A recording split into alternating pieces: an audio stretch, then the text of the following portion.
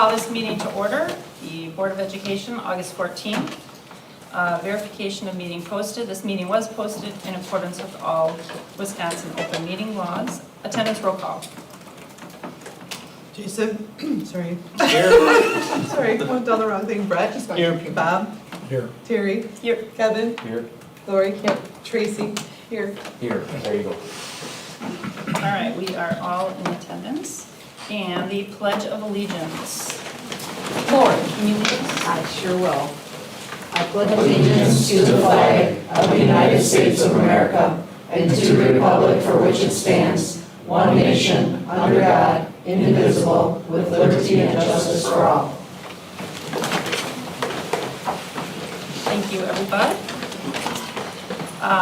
Motion to approve the agenda. So moved. Second.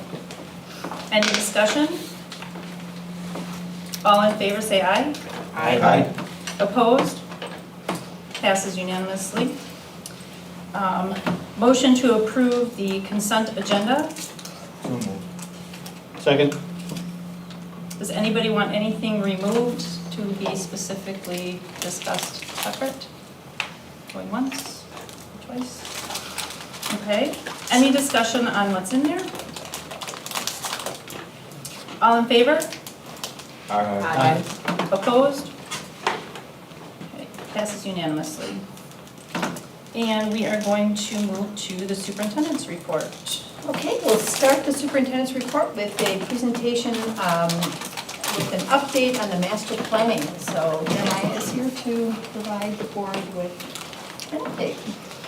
Thank you, Lauren. So just wrapping up a really great summer of different projects happening. We thought it'd be a good idea just to share all the things that have happened and some things that we can expect as we ramp up for the school year next week. And this is just a reminder that we do have updates on the district website. We try to keep this fresh, but things continue to change almost every other week. And we also post all the minutes to our weekly construction meetings in the OAC file, which is shared with everybody. And last week, Terry was able to join us for our OAC meeting. So completed and ready for the upcoming school year is the band and choir renovations. So both spaces were enlarged. We moved storage that was within those spaces to across the hallway into 2 classroom areas. We created an ensemble room towards the back and a new entry exit way. This will be really nice for them to head straight into the practice facility when it's done. The practice facility will have a stairwell that leads to it, so they will walk out this exit and then head straight into that area. Previously, they would always head all the way around the inside of the building with all their instruments. So this will be a nice quick connection down to the Salentine gym area. The North Gym is also wrapping up right now. Brand new flooring, painting, new HVAC runs. So this large tubular HVAC supply up here used to be a very large bulkhead with a big net wrapping it. So that's nice. We have a dedicated wrestling light in there that'll be a spotlight when wrestling has their meets. We brought back the upper bleachers, which are on the top level here. So recently we've only had this lower level set, so it really increased capacity and made it a really nice venue moving forward for competition, and just a really nice gym. We did pay homage to some of the old language that Muskego has used, Warrior Country, and then on the baselines we have established 1958, which was the year that this gym was originally built, and this is actually the original logo to the high school, so some great stuff there. Adjacent to the gym, so through this doorway here, is actually the gym. This is a dance studio, so this is where cheerleading, dance, and we'll have rehearsals for our plays and musicals. We have mirrors on the edges, so they'll have a dedicated space with high volume. This is a thicker floor has a little bit of buoyancy to it, so it'll be nice, but I'm sure we'll be rolling out mats for some of our more competitive throws and stuff like that. Previously, these students all practice in the hallways and some of our corridors and stuff, so it's really nice to have a dedicated space. Our maintenance shop is just wrapping up right now. We hope to have clearance by the inspector next week. This will actually be home to the auto shop program this upcoming school year. So essentially this shop had to move because it was in the center of the STEAM edition. So we moved it over here, and in all reality, it's right in the middle of all the fields, so they don't have to cut through all that traffic and stuff on the way to maintaining the fields. We've gotten a lot of questions about parking. Obviously, we ended the school year in a tight spot with all the construction that was happening. We will start the school year with 155 more spaces than we ended the school year with. And in addition, a lot of juniors don't get their driver's license till the end of the school year, so our load is a lot lighter than it would be at the end of the school year anyways. When the project is all complete, we will have the same amount of parking that we ended the project with. So the new parking lot that went in here has 170 stalls. And we will gain back parking around the practice facility once that's wrapped up there. We're also getting back parking that's in front of the activities entrance area too. We're also hopeful that to alleviate some traffic, this is heading out towards the ESC down here. There'll be a new exit to come out, and we are hoping to have a safety staff member staff this at the end of the school day, having a west only. So that'll just be another point to alleviate some of the traffic congestion that happens at the end of the day when we have 1,000 kids leaving campus. The Health Science Edition is coming along nicely. This picture on the left was as of last week Friday. On the right here, I tried to highlight some of the spaces that are starting to take shape with the footings. So this will be the fitness weight room, which will have a mezzanine, an upper level that will look down onto the lower level. This is the corridor kind of walking through here. These will be 2 locker rooms and the trainer's room. Off to the north of the practice facility is a classroom and then 2 restrooms. And this will be the corridor that will connect through the Salentine gym area to get into this area. There will be a nice dedicated entrance right here. And when the football team leaves to go out to the football stadium for the games, there will be a dedicated exit and a walkway into the stadium down this way. The STEAM edition is coming along. They haven't started pouring footings yet, but they had to do a lot of site work here. We had to move the generator, we had to have a new electrical transformer installed, and a lift station which carries the waste away from the building, and a new force main installed that all went in recently. There was one little hiccup where we had some poor soils that we found. So there used to be underground storage tanks of oil that heated the building that were removed back in the 90s, and some of them left remnants behind. Thankfully it wasn't a crazy expense and we were able to get all of that hauled off site. So you should start to see a lot of those footings start to take shape here in the coming months. If you look in this area here, you'll see a stairwell missing, and you'll see an outline of a stairwell when you drive by. So that will be a stairwell that gets into the STEAM space. There'll be a nice main entry right in this area here that'll probably be where a lot of students enter the building coming forward. And then there's another connection down in the cafeteria. So there was a piece of this building that was also sliced off last week to make way for that connection. And this will be home to automotives, construction, manufacturing, fabrication, engineering, robotics, welding, art. And we will be working on a cafeteria conversion. Once the old weight room is moved out, that will be an expanded area for cafeteria. The Lakeview Gymnasium is also underway. Footings are poured. Fun fact, we ended up finding the footings of like an old farmhouse underneath the parking lot, so that was interesting. There will be 2 connections to get into the gym. One already exists near the kindergarten rooms. The other one was cut in, and that's what you see on the lower left. That'll be the makings of a hallway to get into the space. And this will also be constructed all through the school year. It is a smaller project, but it's a really tight space, so we can only have 1 trade on site at a time, so it's a little bit more meticulous to get through. As far as capital projects go, now this is just regular capital maintenance. We replaced the softball fences, which were heaving. They were all the posts were installed. Prior to this, our posts were just pounded into the ground. Now we have them cemented in. So I think, Bob, you had a question last time around about how we prevent them from heaving. This is the best we could do in this situation. So all of those posts are poured and fencing has started around the sides. And also we have some netting that'll be going in soon for the backstops, which will hopefully protect the parking lot. In addition to that, you guys have approved the donation through Impro to put in stadium seating. So we've been working through the contract with the vendor to do that, to match up to all the existing conditions that we have. So we're hoping that that would be installed in the fall. In addition, C.G. Schmidt has generously donated time and materials to put in concrete dugouts, so they're hoping to put those in the coming weeks here too. As part of our capital plan, we also remodeled the Lake to Noon office, and this was to create a little bit more of a secure entryway. They had a little bit of a different setup than the other schools did, so we'll have a secure man trap with a transaction window like the rest of the schools do. And this office almost looks identical to the Muskego Lakes office. And it was due for a little bit of sprucing up. Chad flipped where his office is to a smaller office, so now we have a nice conference room where his office formerly was. And in the upper right-hand corner is a locker area for support staff and an area for them to do computer work there as well. As part of the ESSER projects, we installed bathrooms at Bay Lane for the 4K students. So these 2 bathrooms literally went into where there was a corridor and some storage. So they turned out really nice too, both boys and girls. And we just had our final punch list walk today of that area. And that is it. Thanks, Sure. Jeremiah. Go ahead. You mentioned the exit going north past ESC, and that you were gonna have a safety officer there. Will that safety officer have the ability to stop traffic on Woods Road? Or what's the extent of what they can do to help get traffic out? Yeah, usually at the end of the day, we have an officer on the east side overseeing, and then we have a safety personnel that's usually directing to go east on Woods, so they just kind of stand there in motion.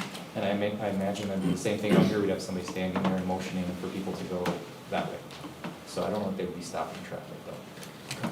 So there's no ability for us to do that. I just think about, I was hoping you'd say, yes, absolutely can, because then I'd ask, why aren't we doing that on Racine Avenue? Yeah. To try and get folks out, right, as fast as possible. So I'm just curious, and I apologize if you answered this for me a while ago, but do we have the ability to do that or not? It's a little bit tricky because it is a county highway. I could talk to the police about it. I know they do dedicate resources to helping us, but I don't know that we want one of our staff members kind of standing in the middle. No, that's, yeah, I understand that. I'm just, from a safety perspective, there's kids running across Racine Avenue, there's cars going. I mean, it's a trip. So I was just wondering what we can do to Yeah. make it safer, so. Yeah, I'll chat with our police and see if there's anything we can do. Thanks. So Jeremiah, the bathrooms, was that, so you said ESSER funds, do we use, I thought we used the ESSER funds for the parking lot.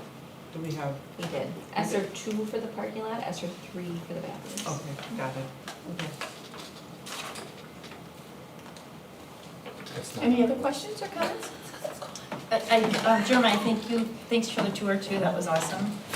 Can you just touch base on the parking? We had talked a little bit about that and the issue with the parking tickets at the end of the year, because there was a lot of chatter about that, just so everybody is understanding what happened. And- Yeah, so it got kind of crazy. We opened up the far west lot for students to park in. It was not fully utilized or fully full by the students at the time. So towards the end of the school year, students started parking in grass, in construction areas, across places that they shouldn't have been. And it's my understanding that the police were ticketing those vehicles that were parked in non-parking spaces. Anybody else that was legally parked shouldn't have gotten a ticket, and I think they were being pretty lenient on enforcement if the student would come out and move their car, but on occasion some didn't, so. And then when they do the autos program in the new area, are they gonna have, is the program gonna be able to be the same, since obviously equipment will be a little bit different in there, or do you have lifts and everything that? We have one lift, and we will have all the tools over here, so there'll be 3 days dedicated to lab, and the other 2 will be dedicated to classroom, so they'll spend the classroom time back at the high school and come over here for the lab. But we will have one lift, so it's not all lost. Yeah. And how, did you guys figure out transportation for them at all yet, or is that still in the, Still in the works. a tram, something? Driving. That's all I have. Does anyone else have anything?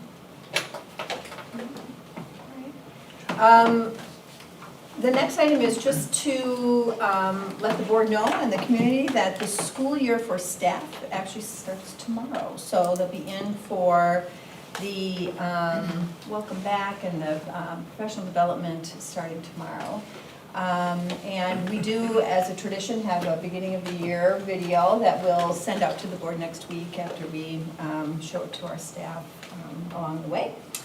And my final superintendent item is to introduce Terry's dad, Ron, who's here just to make a couple of statements. If you want to come up to the microphone. Welcome.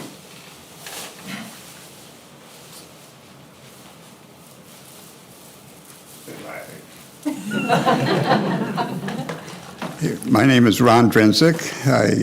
I live in Wind Lake, and Terry Boyer is my daughter. And I'm here this evening to congratulate her for being elected president of the Muskego-Norway School District. So I'm pretty proud of her, and she's a pretty good kid. I sure, congratulations, Terry. Thank you. And also, I have a presentation for her.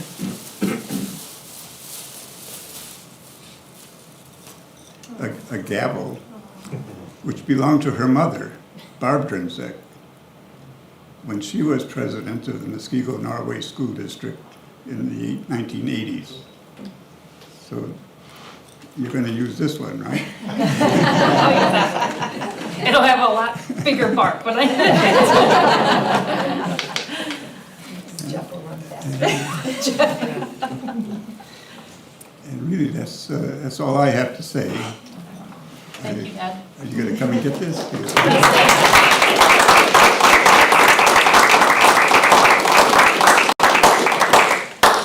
Don't hit me. All right, thanks.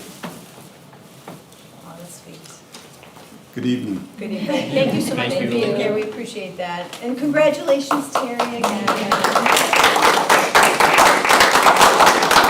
And that concludes the superintendent's report.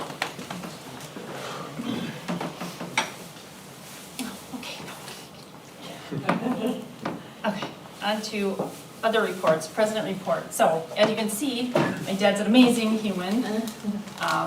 This means a lot to us because we lost our mom last April. And this here was her life. Our district was her life. She volunteered from elementary all the way through this. And to continue her legacy it's tremendous. I did take some time over the summer and look through records and to see who came before her, who came between her and I as far as women, as far as president, and there was only one other woman. So it was her, somebody, and then me. So that is a strength that I want to carry from her. She and my dad taught us a lot. So thank you, Dad. Strong man right there. Yeah. Got to you a picture. That's my mom. Passed it around. Yeah. Give it to Lori, you got it. Oh, yeah. Both mothers are- She was alive when I ran for school board, but she had significant Alzheimer's, so she was not aware. So I regret that. I regret not doing it sooner so that I had her wisdom. I have no idea what I was going to say on my present report. I just wanted to give an overview of our superintendent search, which we'll be talking about later. We've had workshops to look at hiring our consulting firm to help us with our superintendent search, and those have been very, very helpful. And also, I was able to attend the new employee breakfast, which is always, I love doing that. So if you ever have the opportunity to do that, it's fun, and to see the new employees and the excitement that they have coming to our district. That's fantastic. So that's all I have. I need to stop talking. Other board member reports. Jason? Nothing to report.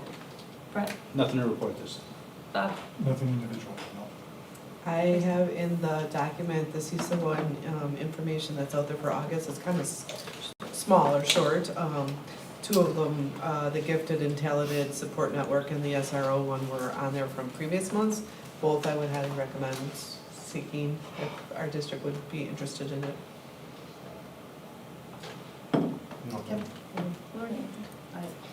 On to committee reports, and we did have 2 committee meetings tonight, so if each of you just want to take a turn and give an overview of your So, meeting. Educational Services Committee met, and Courtney was generous with their time and put together a very nice summary of the impact of Act 20 on our district, from both a professional development, implementation, curriculum, and many other facets, and what our district is gonna need to go through in order to be in compliance. But we're lucky that we're already in a district that's already doing a lot of the things, so it's not as formidable as it might be.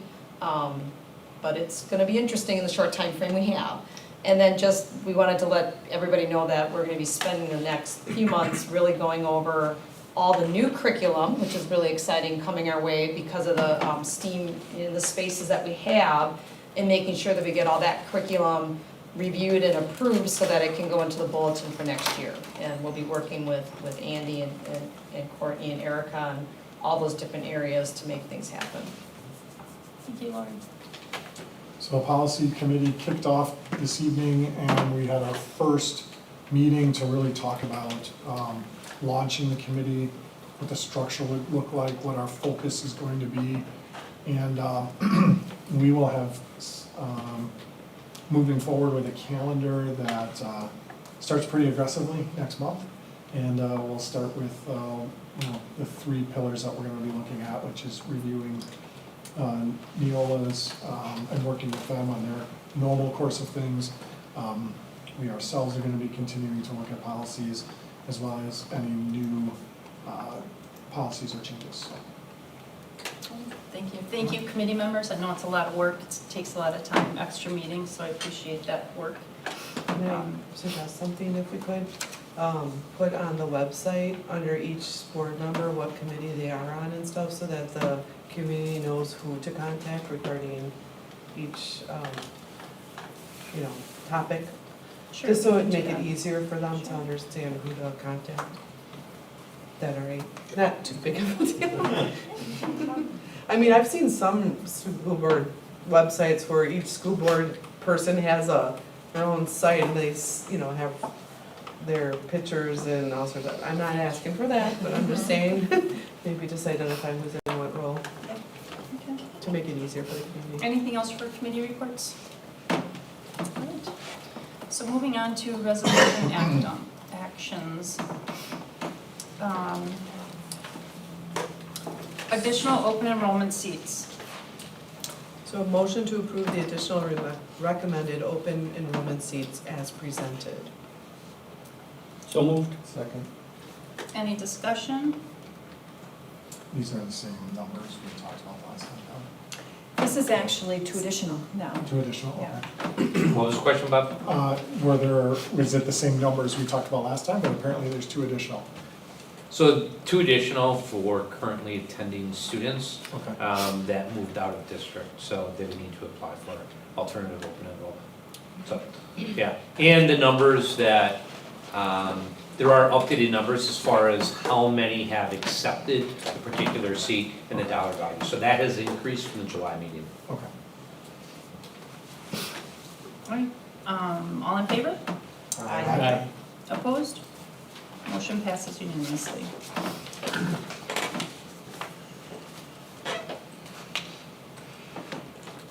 STEAM equipment purchase.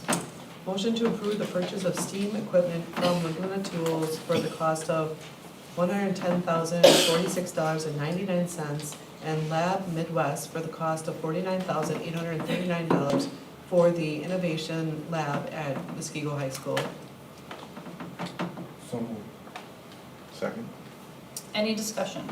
I just have a quick question, was any of this as part of anticipated costs for referendum, or is this above and beyond? No, this is anticipated as part of the referendum, and anything over 100 we bring forward. Okay, perfect, thank you. Any other discussion? All in favor, say aye. Aye. Opposed? Motion passes unanimously. Superintendent search firm, and you can insert the name. Oh, okay. Motion to approve a superintendent search firm by the name of, I want to get those School things. Exec I just want to make sure I have School Exec Connect, as presented. So moved. Second. Any discussion? I just want to thank the firms that did come and meet with us and all the information the others put together for us. It was a lot of time, and thank the board for meeting separately and taking the time to really look and uncover every detail to make sure that we picked a good search firm that fit with us. So we appreciate all of that and appreciate the board's time on that. All in favor? Aye. Opposed? Okay, motion passes unanimously. Next up, gifts, grants, and bequests. Motion to approve with thanks the following donations. Career and Technical Education Grant, $84,652.80 through the Department of Workforce Development. The Wisconsin Fast Forward Grant, Technical Education, $50,000 through the Department of Workforce Development. And Wisconsin Fast Forward Grant, Technical Education, $49,839 through the Department of Workforce Development. So moved. Second. Discussion? Thank you. Thank you. Thank you. Are these all for the Connect Academy? As part of the new agreement, or is it, what is this, Yeah, or so mostly for? the first grant is for students who meet specific criteria and are awarded industry certifications through Act 59. Youth apprenticeship program would be one good example, students earning a nurse, the CNA program, our childcare class, all those students are certified with industry credentials. So that's the $84,000 grant. And that's kind of annual. That's Okay. annual, yeah. Okay. We, depending on the number of students, we're able to earn those certificates, and then the yearly allotment, which the state just expanded pretty significantly from the coming year, which would be nice. The Fast Forward grants is every year there's an allotment through the Wisconsin Workplace Development Program, and you can put together a proposal. So when Jeremiah was talking about the equipment, this was equipment we were going to purchase. We're also able to use a 2-to-1 match with this grant. So if we spend equipment which we are going to buy already, if we spend $100,000, they'll give us $50,000. Yeah. So we were able to put together 2 projects over the past year to add additional equipment that we wouldn't have been able to purchase too. Nice. Any other discussion? All in favor? Aye. Opposed? Motion passes unanimously. Moving on to discussion items. Budget. Julie, you're up. Put your hats on. Yeah. All right, the first thing I want to mention is that we did a summary overview of the different funds that I'm going to be talking about per Terry's request. So it just talks about how each of our expenses have to be categorized in funds according to the uniform accounting standards that Wisconsin puts forward. So our general fund is our main operational fund. Fund 21 is where you'll see most of the gifts and donations come through. Fund 27, when we talk about that, is specific special education costs. Fund 38, you can borrow up to $1 million as a school district without going to referendum, but you have to pay back the principal and interest payments through the budget, your general operations budget. We currently do not have any debt in that fund. Fund 39 is referendum approved debt, and again, that's only the items that are approved outside of the general operations budget for construction projects. Fund 41 is a capital expansion fund, and what that allows us to do is make capital purchases. Within our general operations, we segregate it out into Fund 41 though, because then DPI through the accounting formula amortizes the expenses so that we don't get hit with a tax levy impact necessarily on those bigger projects over time.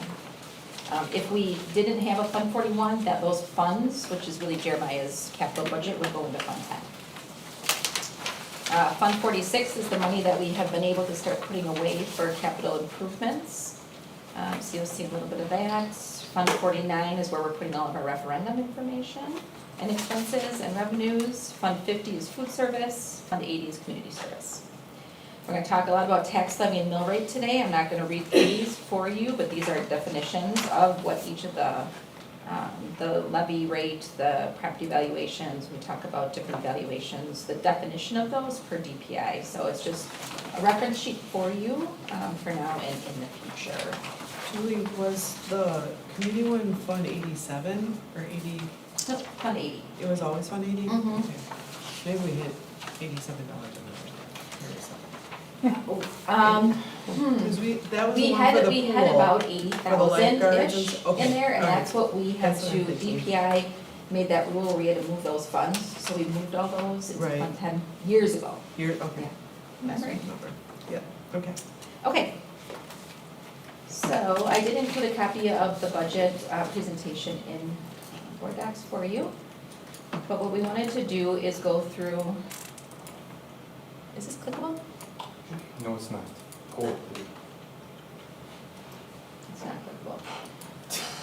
All right. There we go. Oh. What is this gonna help me do? What is this gonna help me do? Oh, I thought it wasn't clicking. No, the previous slide, the hyperlink she thought was Oh. clickable. For Okay, the, not for the clickable. budget. Yeah, that's not, we're gonna pull it up here and I'm gonna read it off to you and we'll add it later. Is that a PDF? It's a PDF, yeah. Oh. All right, well, the governor did sign the budget over the summer. Some of the main, thanks, Jeff.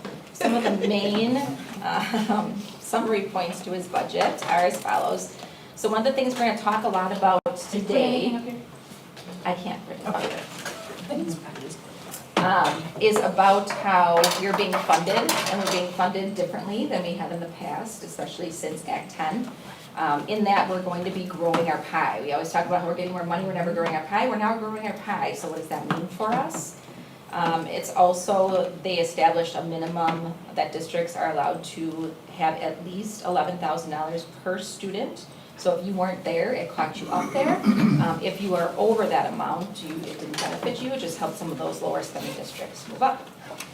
Per pupil aid, so again, that's categorical aid outside of the pie, it's outside of the revenue limit. We receive $742 a student for that, and that will remain the $742. It's not compounding, it's just simply $742 a student. He also, I should say he, but the full state legislature put into place a mental health school-based services, so there's some funding for mental health. What that looks like is yet to be determined. Special education aid, the way that special education expenses are funded is anything that qualifies for aid, we get reimbursed the following year at a rate of about 28%. That moved up to 33%. So the way special education works is we will have all of our special education expenses, we have all of our special education revenue. Whatever we're short on the revenue side, we have to transfer from our general operations budget, and that's around $5 million a year. So what this does is this helps us to have to transfer less. There is additional funding for some high-cost special education, high-cost transportation, and library aid increases. We did also see an increase to general equalization aid, and we'll talk a little bit more about that. And then there is also a large increase to the school levy tax credit, which is something we don't usually talk about, but everybody sees it on their tax bill. The school levy tax credit is a sum of money that's distributed among school districts by the Department of Revenue, and it actually goes straight to municipalities. So we actually never see that money, but it is, we send in our tax levy, and then the municipalities take our portion as it relates to each homeowner and deducts it from our levy for the final tax bill. So we'll show an example of that as we move forward as well. So that increased significantly And that's helpful because that also helps to bring down what's being spent on schools. Open enrollment amounts, as was mentioned in the open enrollment presentation, those amounts have gone up $394 per student for regular and special education. And then there was a big shift in funding for choice program. So each of the independent charter schools that are out there are getting $2,000 more per student. Choice is about $1,500 per student for K-8 and about $3,300 for 9-12. And the special needs voucher went up to $1,900-ish. So those have a direct impact because we do have students who attend choice schools from Muskego, and so that comes out of our funds to help support that program. So that's kind of an overview of where the state budget came in at. As we built our budget, we looked at our preliminary budget assumptions, which we've been talking about really since November. What's been built into the budget, again, we have some very high CPI, increases that have come in. So utility increases, we saw actually a significant increase in utilities in this past year, mid-year. And so we're increasing the budget as a result of that. And also our transportation contract is estimated to go up as well, and that was negotiated.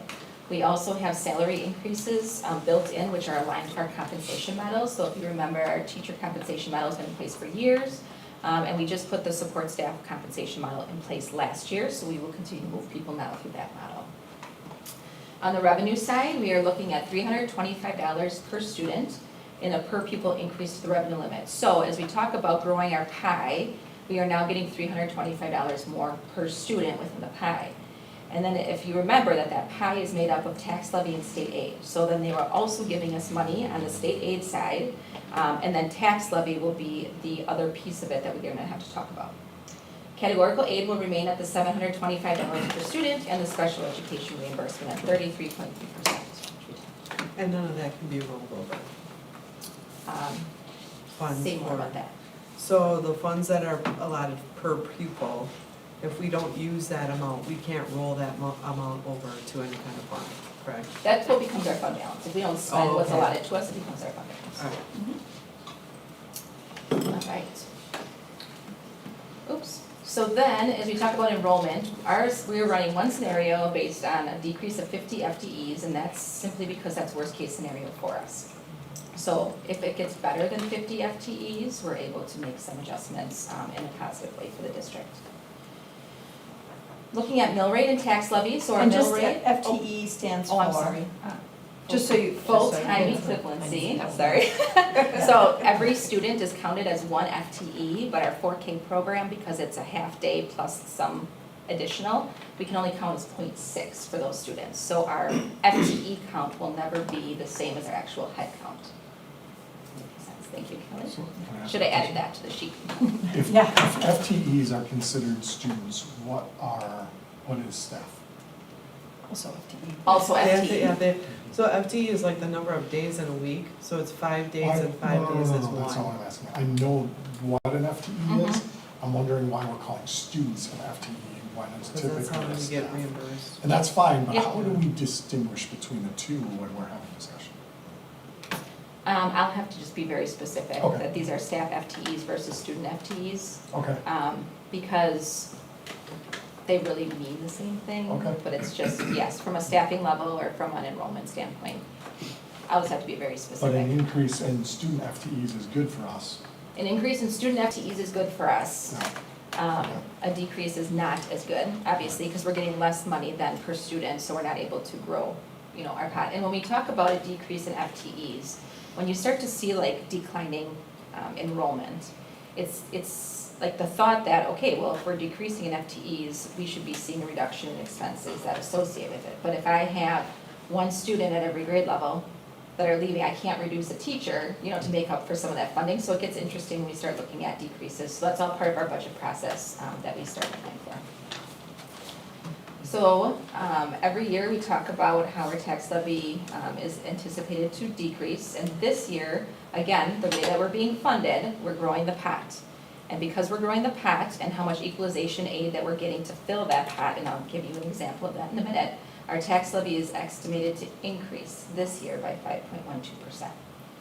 We'll look at real numbers and what that means, but again, we've talked about it for years. This isn't a result of anything that we are doing as a system or how we're spending, it's simply how we're being funded from the state. So let's talk a little bit more about that. So here's our general operations budget, and I apologize that I'm not sure why it's cut off. Would it be easier maybe if we did that and then, yeah, that's better, because then I can just. So again, this is looking at our general operations budget and what it's composed of. So the funds that support budget outside of the revenue limit is gonna be the first line. So when we talk about our revenue limit authority, that's how much we can earn through state aid and taxes. There are also other things outside of our budget that we increase revenue. Open enrollment is one of them. We also have student fees. We also have, our rentals and grants, federal and state grants and local grants. So we do have money outside of the revenue limit. So I broke it out so we could see the impact of the change that the governor has put forward. So you'll see this past year, we had 12.5 million in funds outside of the revenue limit. This year, we now have 8.5. That's almost $4 million change, and that's the result of the ending of ESSER.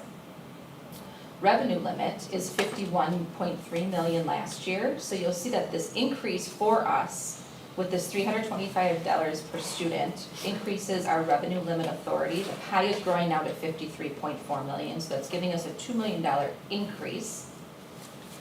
Overall, from a budget perspective, we were at 63.9 million last year. Our budget is 61.9 this year. So we're anticipated to actually decrease our budget by $2 million. The graph below shows that composition. So again, the gray line represents the funds that we get through state aid and taxes. The pink is the per pupil categorical aid. That's at $742 a student. And again, that was put in place to give schools additional funding without impacting taxes. And then the rest of it is that open enrollment and some of those other grants that we have. Any questions? Yes? Yes. So is it fair to say that 21, 22, and 22, 23 were inflated compared to normalized revenue in the past, or normalized budget in the past because of ESSER? Correct, yes. So prior to COVID, what was our total budget? And I understand inflation and things like that, I'm just curious. Is it $4 million less? What was it? I can look that number up for you. Because ESSER funds we used for certain projects, right? I mean, bathrooms and things like that. It's not necessarily operational type budget items, or am I incorrect in that? Yeah, so it happened, Excuse me. And we had reimbursements from, is that ESSER funds we used reimbursements for the COVID mitigation? we used a lot of our ESSER funds for one-time expenditures. Right. The past 2 years from the state, we received no new money. We received no funding from the state. But they essentially said, 21, 22, 22, 23, in order to balance your budget, you've been given millions of dollars in ESSER, here you go. And so school districts had to find that balance, right? Like, what do we need for inflationary increases versus that? So a majority of our things were put toward projects, our ESSER 3 plan, we had talked about the 4K bathrooms, we had the HVAC project, we had the Bay Lane Drive, we had all of our COVID expenses, guest teacher expenses during that time, that's what a majority of our funds were spent on. We also then used, so if you remember, we had ESSER 3 funding, 20% had to be used on evidence-based intervention strategies. We also then stayed open as a district, and we got extra funding because we didn't close during COVID. That equated to about 1.8 million, but all of that had to be used on evidence-based intervention strategies. Well, that's very specific as to how you can use those. So what we did is we took current expenses, current costs for staffing within our budget that qualified as EBIS. We paid for those, and then we used that hole that created in our budget to account for those inflationary increases. So there was a portion that helped to offset some of those inflationary costs moving forward. But, like from the last year to this year, we only have one new FTE staffing position, teacher, related to special education, so really IEP driven in that scenario. So in 2021, 21, 22, the revenue limit remained the same. Is that correct? Is that what you were saying earlier? I just want to make sure I understand. Say it again, what 20? you- In the prior to what we see here, Yep, you said that there was no increase from the state. Did our revenue limit remain the same those 2 years? Or was it increased? it was, let me look at the exact revenue limit. So we went up in 21, 22, our revenue limit went up 0.04%. And it did not go up at all the previous year, and that was a result of us having an increase in FTE. For when we were open for COVID, we gained 80 FTE, so it Okay. was a blip. So what I'm trying to do is normalize the Mhm. past 3 years, which is, in my head, it's difficult because we had a time in which our revenue limit was not increased, so it limited our ability to keep up with expenses, which did increase, Correct. inflationary expenses and Mhm. things, right? And now, one of the ways we did that is going away in the ESSA Correct. funds. Correct, And on top of that, our revenue limit is increasing $2 million, so we almost have a double, kind of a double whammy, right? A double Where whammy, for sure. We've got these expenses that have increased Mhm. marginally year over year, correct. and our way to fund that has now decreased. Okay, I just wanna make sure, because when you see 5%, after 10 years of 12 years. 12 years of 0 to negative, it just is a little bit of a shock. It is. So to level set on just what happened the last 3 years, I Yep. think is important. Yep. Well, that's why I'm curious with the budgeting of us. I mean, it feels like we're being forced to have it at 5% because they're giving us a budget that's greater than what we would necessarily need. They're not giving us a budget that's greater than what we need. They are saying, you're losing this funding. Now, you have new inflation is occurring, we Right. know that. So in a way to make up and to have inflationary increases moving forward, here's how we're now funding you. We're gonna give you more money, we're gonna grow your pie. But because of the way that school districts are funded, it's equalized. So if you're a high property value district, and we'll get, actually, I'm gonna go to the next slide, because this, Sure. when we put numbers to it, it'll be helpful. So here's our revenue limit, Bob, the 51 million to the 53 million. So again, our revenue limit increased 4%. From a state aid perspective, and again, these are estimates, this is preliminary, and there's a lot that goes into our final state aid numbers that aren't driven by us. That's completely state driven, and it's state school district spending across the state, how school districts are spending, that's how we end up equalized. So from a state aid perspective, we got $322,000 toward that pot. So in order for us to fill that pot, the state is saying, well, here's how the formula works. It's revenue limit minus state aid equals your tax levy. So, and this is a higher number, you'll see that 7.31, but that's the revenue limit portion. Again, when you look at our overall levy is decreasing because our debt service levy is actually going down. We'll talk a little bit more about debt service and why this has nothing to do with the referendum. This chart, again, shows of the revenue limit levy, 47.9% is levy and 52% is state aid. So for districts that are even higher property value than us, this bar would look very different. It would look like state aid is maybe more down here at 20%, and they have to levy more. So the higher your property values are in connection with everyone else across the state, you have to levy more if you're property rich, and if you're property poorer in comparison to the state average, you actually get more state aid because the way that the formula works is that the state expects you to use your taxpayers accordingly. Questions on that? I feel like we've always been around this percentage. We're Yeah. kind of a 50-50, Like right in the middle. And we've seen property values grow, I mean, on an equalized level, 13%, 7%, 5% in the last couple of years. So we're definitely growing more than the state average, which is, it's a good thing and it's a bad thing, you know what I mean? So on the revenue limit side, this is a write-up that we put in the annual meeting booklet, and so I wanted to include it, but not necessarily reading through, but this gives the history, for the last, since 2011 or 12, I believe. So it'll show you that we've grown the pie in small amounts, $50 per student, $75 per student, that's happened over the last couple of years.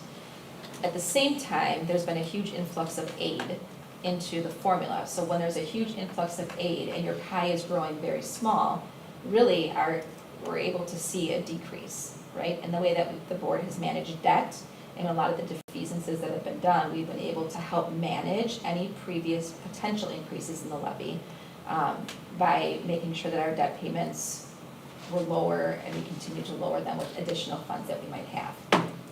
So this just gives a history of how we've been funded. Again, not necessarily going through that in detail unless anybody wants me to. As we talk about more definitions, so we're talking about mill rate. So again, the mill rate is what taxpayers will actually see on their, they see a tax rate on their bill, and we'll show you a tax bill in a minute. But you see the dollar amount per thousand that we pay, that each homeowner pays in taxes.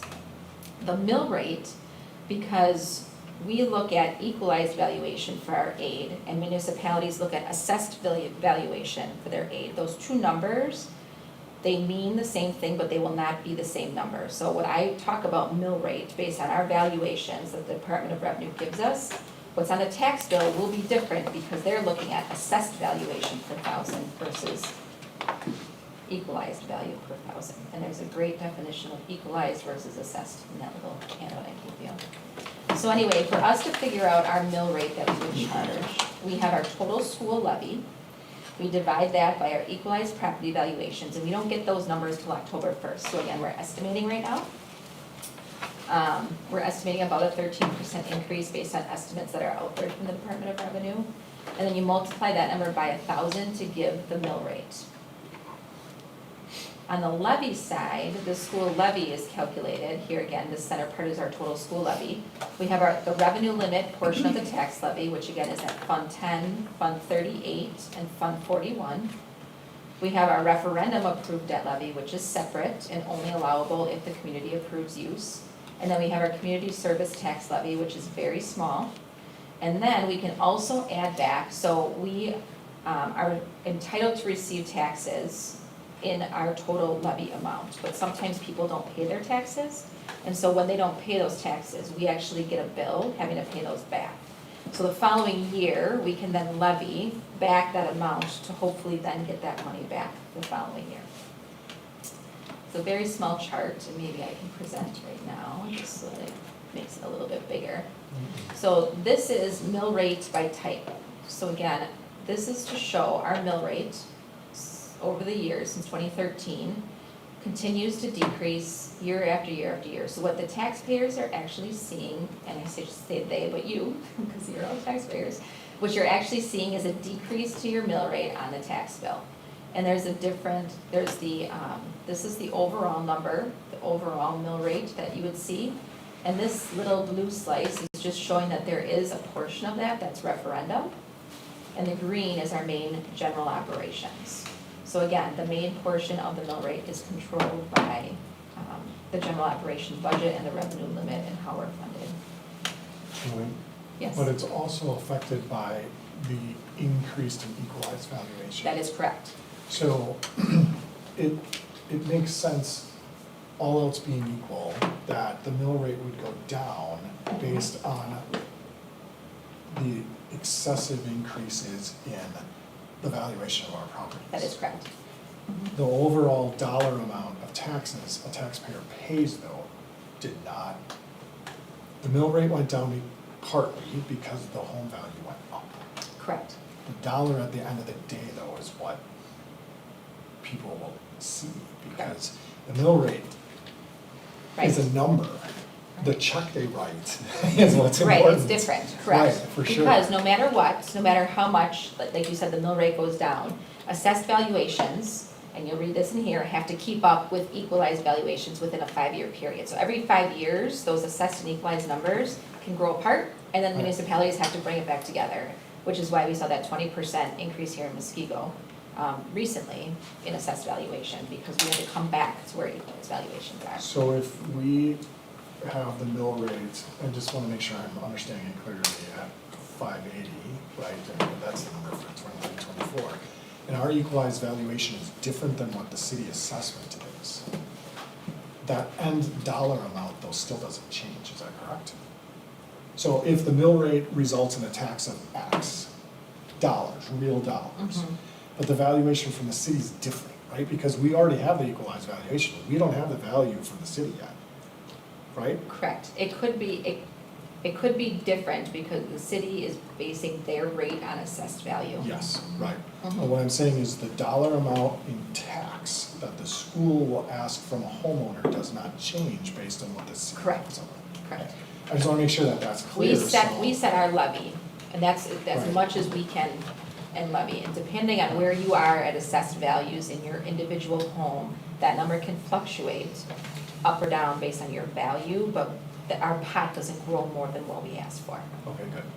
So you might see minor fluctuations. Right, I just wanna make sure that we're all on the same page, that it's not, we're not gonna get the assessed value at the end of the year. It has nothing to do with that. It has to do with the mill rate. It has to do with equalized valuations, Right, correct? okay.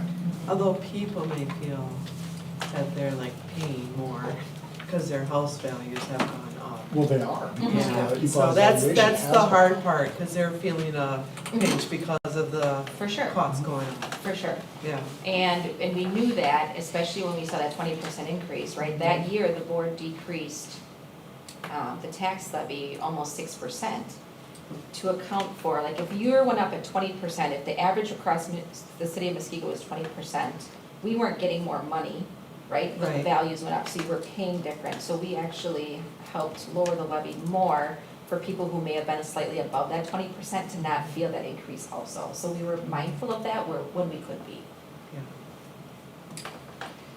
This chart is an example, again, here's your mill rate, so we're showing the mill rate as it's going down. Here's our tax levy change. So again, we've been declining since 2013-14, we've gone down. Here was that big one where we dropped it, that's almost 6%, then it went down a little bit more in 22-23, and now here's our estimate as we move into 23 and 24.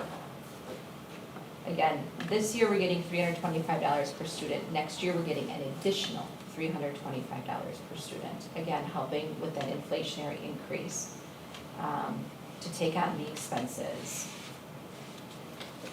So here's our preliminary budget. We are able to present a balanced budget to you given our budget assumptions. And as we move down, this just shows where our fund balance is at. And again, as we talk about fund balance is a dollar amount in June that's recorded on our books. That helps us to utilize those dollars over the first 6 months of our fiscal year when we don't receive any tax revenue or state aid until December and in January. So that helps us to pay our bills and not have to short-term borrow. If we didn't have a fund balance at that level, that obviously would be we would need to be short-term borrowing. And then again, a look at our tax levy and mill rates. And what I wanted to show here, again, this is mill rate and tax levy. So this is the breakout of our different levies. So again, our general fund levy and our capital expansion fund, that total, this can fluctuate. Some years this bumps up to $750,000 depending on Jeremiah's projects, but that number fluctuates depending on need of our system. The referendum approved debt levy is here. And then, like I said, we have a very small community service levy for some of the open swim things that we have. Here's our estimated equalized valuation at the 13.69%. And again, that can change and we'll know that number on October 1st.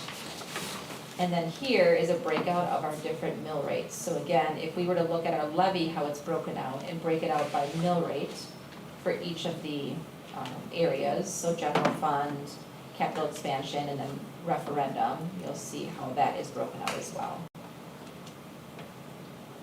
On the next slide is. So why doesn't that Yeah. match for the 5.12%? Because this is the mill rate, the tax levy up here, Right, at the top is 5.12. right. But why wouldn't it match? Because our equalized valuation is going up at a greater rate. Sure, okay. So if we go here, and I just wanted to give a historical perspective again, because, you know, one might say, well, of course, the referendum happened and now taxes are going up. So I wanted to break out, so here's our general fund. Again, this is the revenue limit and the impact, and we talked about that really at our referendum presentations, is that we can control the debt levy and the debt rate. What we can't control is what happens at the state level with this other general fund part of the levy, and that's what's happening this year. You'll see a decrease from 21-22 to 22-23 to 23-24 as to what we're actually levying for debt. So again, managing that the way we said we would. And then on the mill rate side at the bottom, again, we're going from $1.53 to $1.33 to $1.13. Again, keeping that consistent then moving forward. So when we look at the impact that the referendum had on our levy and debt, you'll see that it's continued to actually go down. So any levy increase, so when we talked about originally that referendum, or the general operations revenue limit was going up by 7%, it's actually only 5%, so we're bringing that the referendum levy down, and that's offsetting some of that increase. We talked a little bit about the pot of money for the school levy tax credit. This is how it's calculated. Again, it's based completely on assessed valuation, and we don't see really any piece of it. We know that our credit was about 5.2 million last year and is expected to go up for our municipality 27%, which is big because then that gets distributed among all taxpayers. So an example of a tax bill here. Again, you'll see the different taxing entities that are listed here. So Muskegon, Norway for this municipality again, and this was a 22 tax year. So here's the example, right? We had talked about the mill rate being less than about $6 and some odd cents.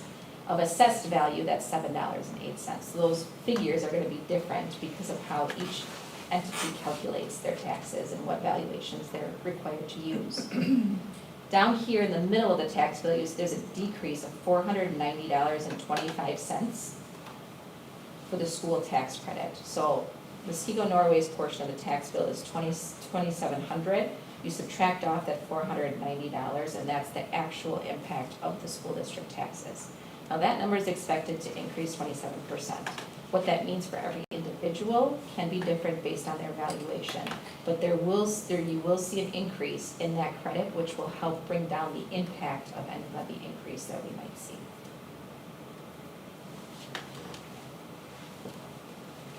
Any questions? Oh, so comparative data. So we just wanted to look a little bit. We like to look at there's 11 districts in Waukesha County that we look at. Just to give historical perspective, I pulled tax levies. What this graph represents in the middle is a zero change to the tax levy. And you'll see on the left side, we went from 2013 up. So out of all these school districts, it's not easy to see each one individually, but it gives you perspective of the way that the equalization aid formula works. We've been blessed with 12 years of no tax levy increase. We fall on this side of the line every single year that's listed here. But in general, in order for schools to fund their operations, to fund inflationary increases, and the way Waukesha County sits on that property value side, because we're higher property value, it is a very normal thing to see a tax levy increase, and you kind of see some of that here. This visual, again, looks at mill rate, again, for Waukesha County, because property values increase, and going back, Bob, to your comment, as property values are increasing, that's helping that mill rate go down. So there are some districts that have seen it go up, which means their property values didn't go up as much as the state average. Their mill rate had to go up to keep up with that. But for the most part, from a comparative perspective, we've seen mill rate decreases here in Waukesha County.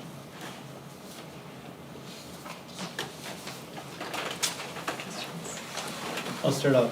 So have we any idea what the CPI is going to be for teacher salary increases this year? And of course, we don't have to follow that. Correct. But if we want to retain high-quality personnel, we need to keep that at the forefront of what we're thinking about as we go through our salaries.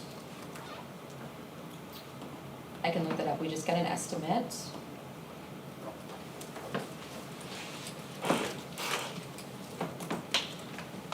And it's been fairly low. It's going down, I know that, it's not as extreme as what those last 2 years. Going down, really? Well, it's not as high as what we've seen. Okay, so here's our July estimate. 2024-25 bargaining right now, it looks like 4.09%. What was it last year? Oh, 8, 7 or 8. And what did we do for increases for teachers? So again, we use our model. So we Right. don't actually, we bargain 0 base Right. wage increase. So we bargain really 0 CPI and implement our model. So we never have bargained But we had to throw more CPI. into that model, more money into that model. We did for support staff. Okay. We did put more money into the support staff model, yes. No, we did, for other teachers, we just move them up the scale. They move up the scale, correct. Okay, but it wasn't 8% that we No. moved the overall salary. So, But I know that changes too, because we have teachers retiring, new teachers There's coming in. attrition And I that know it's comes.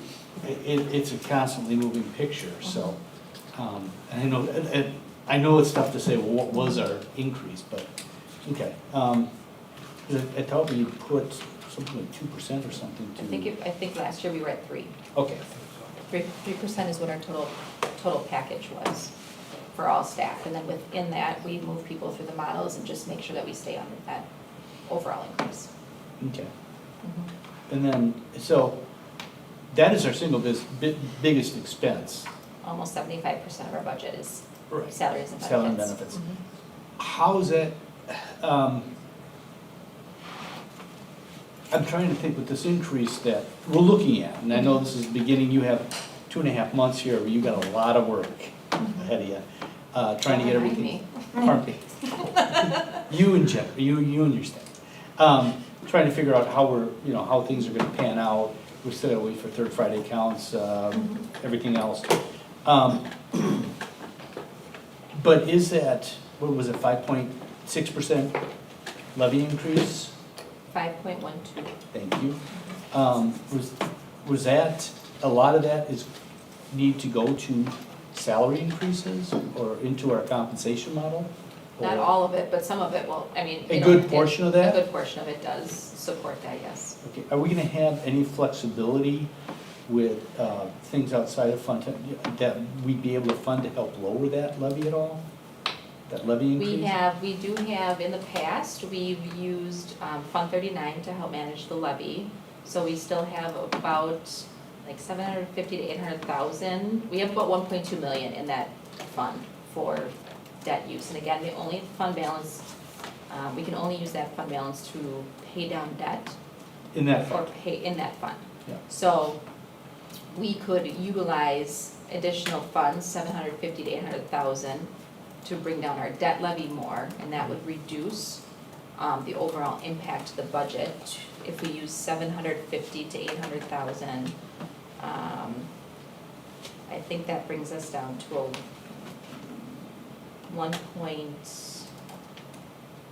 1.82% is what it came to, Increase? Or of a bring it tax down? levy increase. Oh, okay. And what about other options?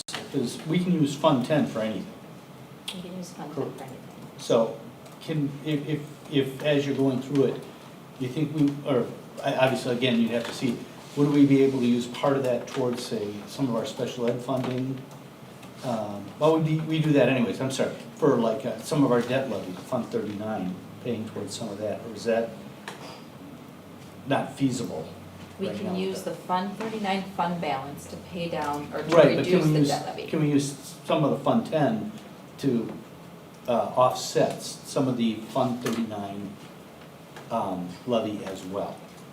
I know we can do it, So we can do it, yes, But you it's- can transfer money from Fund 10 to Fund 39 but to is pay it down debt. fiscally sound? But whatever you transfer, so we're presenting a balanced budget, so if we transferred 500,000 to pay down debt, then I have to find 500,000 in our current Mhm. budget to reduce, to make that happen. And that doesn't,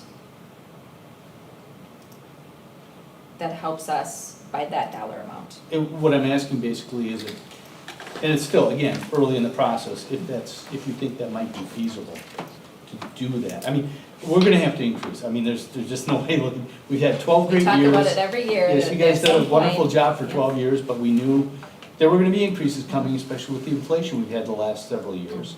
But, 5 might be a bit much for a lot of our citizens to see that as a reasonable increase. Mhm. The 2% you were talking about by using some of the Fund 39 fund balance, that sounds like a reasonable but we can only do that so long, obviously, because, Right, that only leaves about then 400,000 in that fund. yeah. But it's there, I mean, it's there for use in the future. Yeah. If we start doing that, does it start eating into our ability to not have to short-term borrow? For Fund 39, no. Right, but if we have to start shifting things around because we're not able to fund that and pay out of it the way we need to. It does, yes. It Yeah, does and reduce our that- fund balance. I don't know, at that point, are we just staving off an increase? To Yes. save a couple bucks? Yes, and actually, the way that, again, because if we're looking at the formula this year and what our increase is, if we don't see that impact this year and we reduce the levy, that will just compound next year. Yeah. Yeah. Because we'll be getting more money, we've reduced it temporarily, but our pot has no longer grown, we've actually stayed here, and now we have to double that next year. So we're We'll just actually see taking a part of higher- that pot and move it to a different, because we're levying to the limit yet. Your post, which yeah, is- yep. Yeah, and of course, keeping in mind too, and again, I know this is all panning out, yeah, Yep. it may affect what we need to increase our Fund 10, fund balance to take care of, to avoid the short-term borrowing. So, I know it's all panning out, but, I know it's all in motion and won't really get solidified till October. Mhm. But, I'm just, the thought process, what is gonna be a reasonable increase in my mind? And that's something I'll have to work out Mhm. in my mind to Absolutely. do, so. And that's why I wanted to provide, just going back up to this slide. Again, the value of that, right? So this is the value of what we're increasing our levy over Muskego, Norway, and the portion of New Berlin. So the 5% number feels high, and it is high. I mean, it is higher than what we've seen in the past. But the dollar value of that is 1.7 million. Right. It's not as significant, because I was gonna say, and this is really thinking outside the box, but has anyone ever thought to not take the whole budget that the state is giving you and take a smaller budget and work from that? But I feel like the way that the economy is right now, I don't know if that would help us at all, because costs are so high. It's tough to think about the Yeah. inflationary increases we're seeing. And it's everything, right? It's utilities, it's contracts, it's busing, it's fuel, it's all Right. of that. I mean, It just is, it stinks because people are making less money, have less money at home, and now we're asking them to give more money. mhm. It's not a good, I don't. And the levy credit may help, and I can do a little bit more research on the back end. We've never had to look into it as much, Right. to know what that would look like and how that would help offset that overall increase. It's 27% increase, but that's not 27% per person, No, right? So right. how do we look at that a little bit more, because then the overall bottom line may be will be less than the 5%, it's just to what level, I don't know.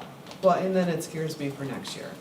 Because if you're saying that we're getting 390, and we're getting an additional 390 next year, that just means it's gonna be a bigger, So it's about the Budget. same, it's about the same estimate right now, given current factors, the You 5%, think it'll 5%. stay the same? And if you find ways to reduce that 5%, that does, if you wanna keep growing your pot next year, the way that they're letting us, then that adds on to the tax levy. It creates that inflationary factor. right? So what you don't do this year will happen next year, unless you don't do it next year, and then you're cutting a lot to do Right. that. No, the reality is we're not the only school district dealing with this. We are It's not not like the people are only gonna school move district. somewhere else because of this. I mean, that's the reality. It is what it is. The way It it's being stinks, funded. but it's not gonna be any better in New Berlin. It's gonna be worse in Milwaukee County, so. Well, like you said, and then go multiply. And my concern Look at is just, this though, this is taxes have gone, tax levies are increasing Mhm. and have over the years in different communities, as a way to gain that revenue increase. You know, for us, we've been pretty stable, but as you get more students, for some of the districts that may be growing more, you're getting more money per student, but you're not necessarily seeing that in aid, right? So they've been feeling that for years too. We've had pretty stable enrollments, we're not seeing that as much, but. And my concern is just trying to take some of that sting out, as we've now shifted from lowering our levy for 12 years to suddenly now we're increasing it, and that can And be. not by a small amount either. No, yeah, and so if we take some of the sting out of it, that I think would be beneficial for our taxpayers, so. Well, and philosophically, in years past, the levy could have been lower. And you almost get that whipsaw effect, right, where it was lower, Correct. but we decided to try and normalize it, right? And use that for debt defeasance, right? Correct, absolutely. So I think it's reasonable to look at trying to normalize that this year somehow. If we kept the levy a little bit higher in years past in order to save on future interest, which is what we did, looking at ways to try and, again, bring that to more of a normalized or at least more of, I guess I don't know exactly what I'm trying, just not such a huge increase. Philosophically, we've done that in the past, but the opposite way, so I think it's something that we need to consider now as well. Good luck. Thanks for bringing this together. Absolutely. Thank you very much, Julie. What is our, can I just ask one Yeah, other of question? course. So we need to bring this to a final decision in October, September. September, sorry. But for the For the annual meeting. annual meeting, right? So how many more times will we see this, or what new info will you have? Like, what can we as a board anticipate?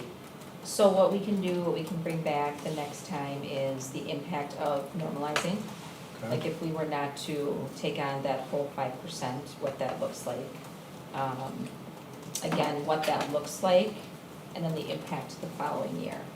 Because Okay. again, we're gonna see, like, we know, based on our assumptions right now, if we wanna lower the tax levy, we would have to cut 1.6 million out of the budget right now. That's to get it back to, That's to get it back to To zero.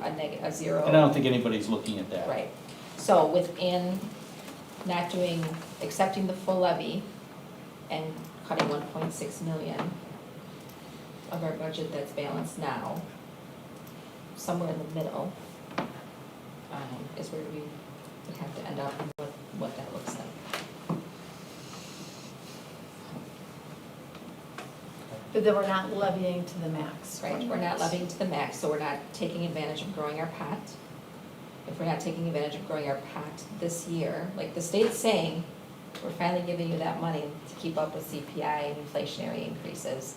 Here's how you have to manage through it. If we don't do that, we lose that next year. We don't get that pot back. So if we have to cut the 1.6 or less, depending on where the board lands, we don't get that money back next year. That's just Fund 10, right? That's Fund 10. Yeah, just which is, Fund so 10. if we levy to the max with Fund 10, but we can use some of those funds for something else.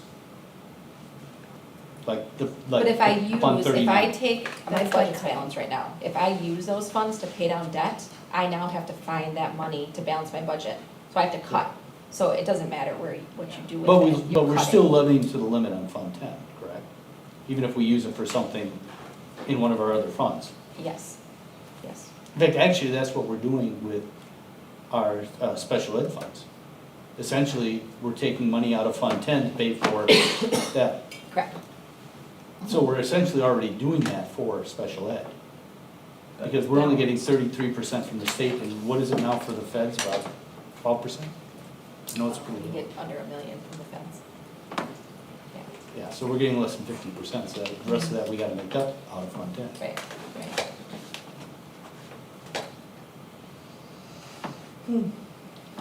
So in September, the board would need to approve a preliminary budget.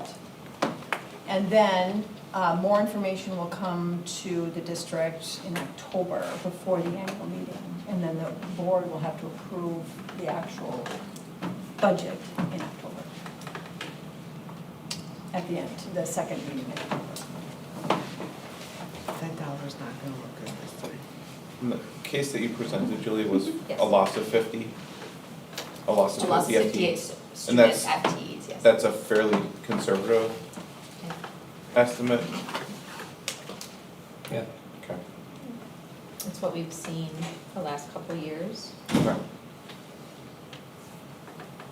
And again, there's a factor built into the formula to help you not feel the impact of losing students so fast. Mhm. So one FTE does not mean a reduction Right. of the full amount. Right. They help to offset that a little bit for us. Okay, all right.